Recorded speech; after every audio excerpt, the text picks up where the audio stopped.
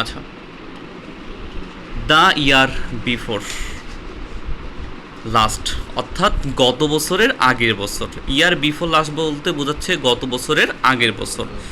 লিপি এ কি 14-year-old girl was in class 9 in a rural school in Rangpur. গত বছরের আগের বছর লিপির 14 বছরের বয়স ও রংপুর একটা গ্রামীণ যে স্কুল আছে সেইখানে ক্লাস 9-এ পড়ে, তাই তো। লিপি is the eldest of 5 children.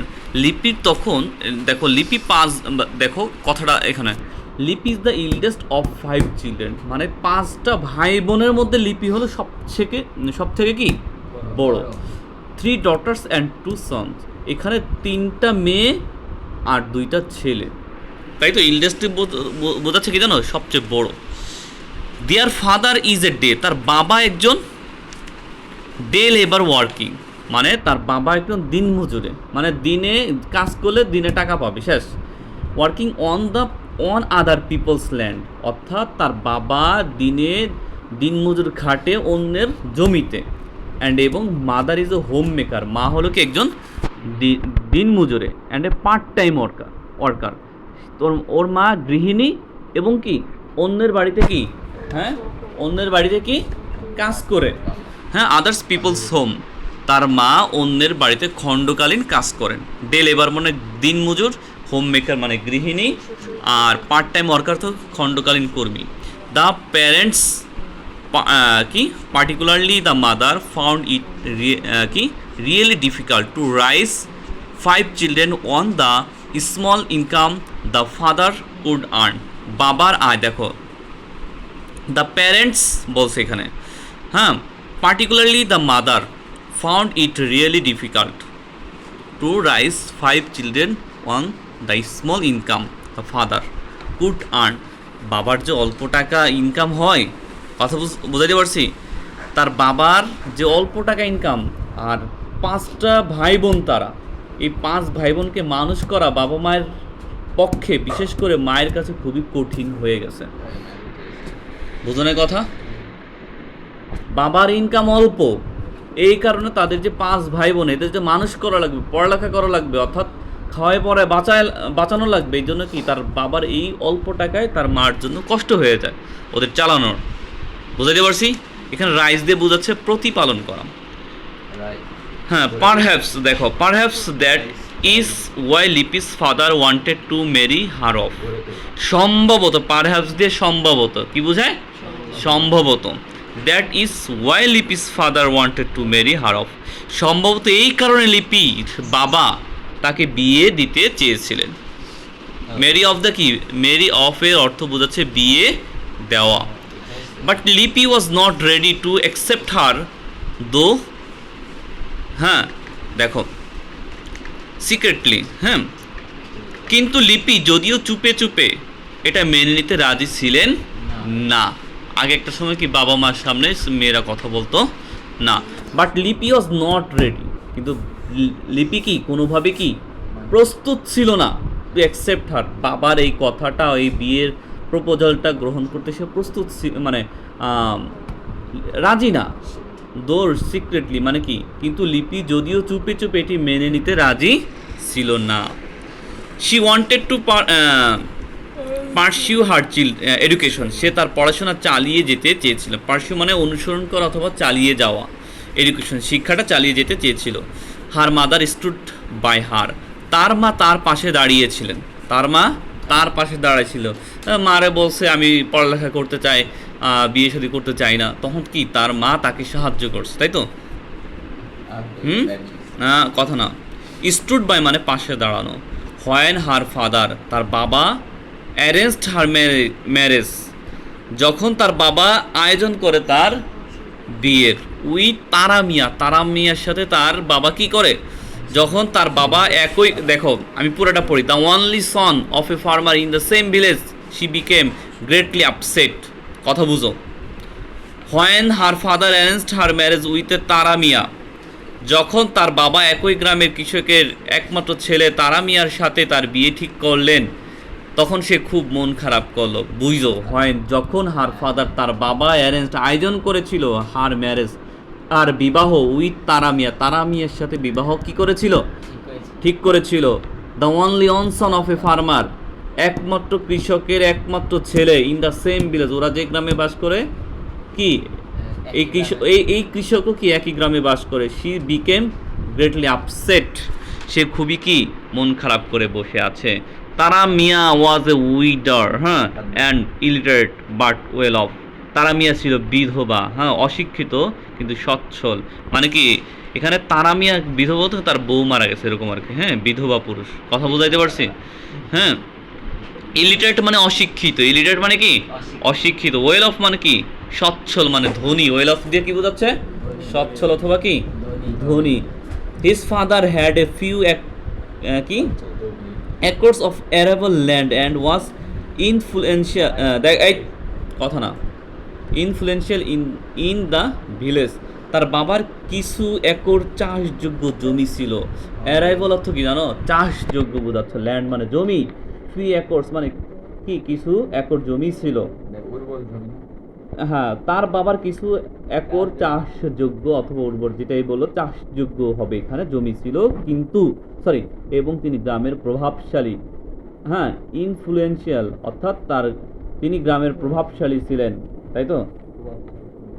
The marriage seemed to be inevitable,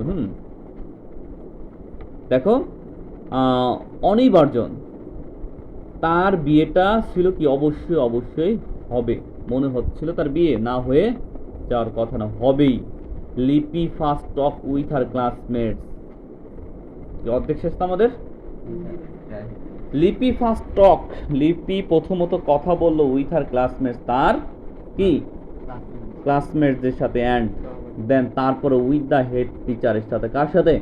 head টিচারের সাথে। Who was very sympathetic to her, তার প্রতি খুবই সদয় সহানুভূতিশীল হয় তার টিচার এবং সহপাঠী সবাই।